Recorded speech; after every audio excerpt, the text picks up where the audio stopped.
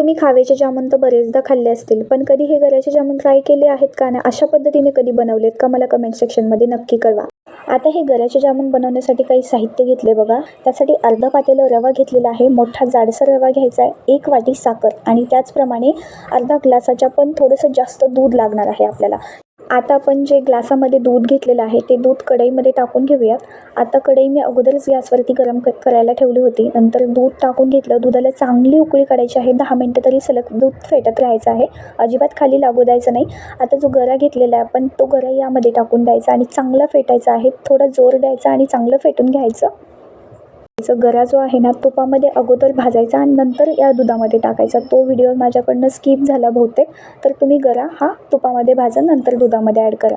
तुम्ही पाहू शकता चांगला दुधात मी गरा फेटून घेतला, त्याचा मस्त उंडा मळून घेतला आणि छोटे छोटे आकारामध्ये याचे जामून, लय मोठे पण नाही लय छोटे पण नाही, एकसारख्या आकारामध्ये करून घेतले. कढईमध्ये अगोदरच तेल तापायला ठेवलं. एक एक जामून यामध्ये सोडून दिला आणि साधारण याला मंद आचेवरती 15 ते 20 मिनटं चांगले तळून घेतले. पाक मी 1 वाटीचाच केला, 1 वाटी साखर आणि 1 वाटी पाणी पुरेसं झालं मला पाकाला. पाकाची जर रेसिपी हवी असेल तर कमेंट सेक्शनमध्ये नक्की कळवा. आणि मस्त असे जामून लगे बनवलेत तर बघा किती पाक असे मस्त पिलेले आहेत. पाकाची पण रेसिपी शेअर केली असती, पण 1.5 मिनिटाच्या शॉर्टमध्ये काय काय दाखवणार ना.